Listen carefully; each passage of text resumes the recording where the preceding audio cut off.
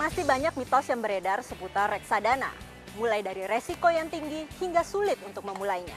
Benarkah mitos tersebut? Akan kita simak jawabannya tentunya dalam Cerdas 5 Menit, Cerdas Finansial. Masyarakat terkadang masih mempercaya mitos yang beredar. Tapi dalam prakteknya, apakah mitos tersebut benar-benar terjadi?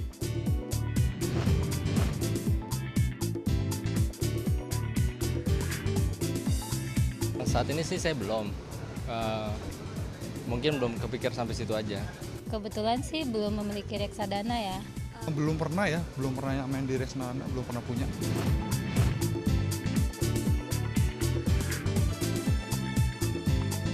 Yang pertama, reksadana bagi saya tuh untuk jangka lebih panjang.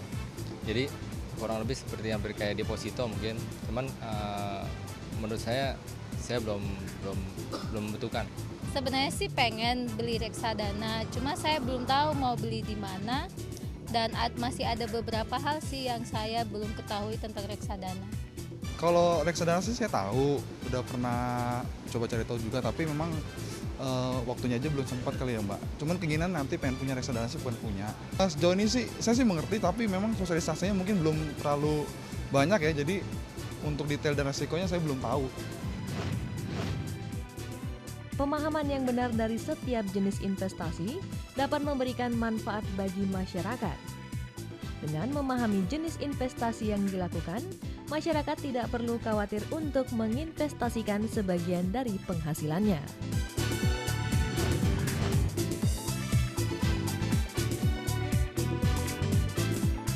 Reksadana itu produk investasi pasar modal, artinya kita berinvestasi ke instrumen saham, obligasi, maupun pasar uang. Jadi kalau dibilang risikonya tinggi, sebenarnya tidak terlalu tepat. Karena risikonya itu bisa disesuaikan dengan kemampuan kita sendiri menerima risikonya itu gitu. Apakah kita berinvestasi di reksadana yang banyak sahamnya atau banyak pasar uangnya atau setengah-setengah, itu disesuaikan dengan tujuan investasi kita, jangka waktu investasinya, dan juga profil risikonya. Jadi sekali lagi, risiko tinggi itu mitos, yang lebih tepat adalah risikonya bisa kita kendalikan.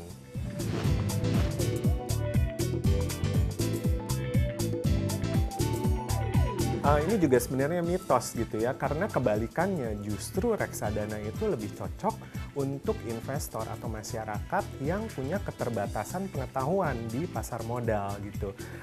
Sehingga yang perlu dibutuhkan atau yang dibutuhkan oleh investor atau calon nasabah cukup mengetahui tujuan investasinya, jangka waktunya. Sisanya itu diserahkan ke manajer investasi.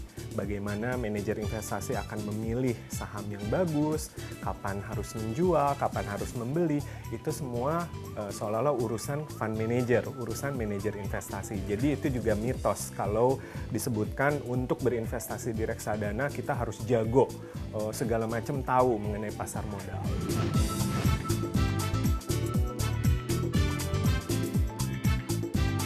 Berinvestasi di reksadana sangat mudah dan terjangkau, cukup dengan Rp100.000 dan asal kita sudah punya KTP, itu saja. Jadi memang ini dipermudah sesuai dengan program dari Otoritas Jasa Keuangan, supaya Indonesia semakin dini masyarakatnya mengenal investasi. Berinvestasi di reksadana sangatlah mudah. Siapapun bisa berinvestasi di reksadana.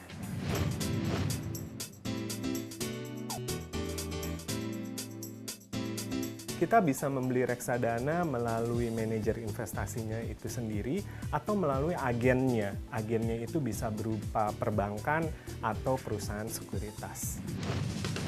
Jangan langsung percaya pada mitos yang ada, karena kenyataannya belum tentu sama dengan yang beredar di masyarakat. Berinvestasi di reksadana sangatlah mudah dan terjangkau.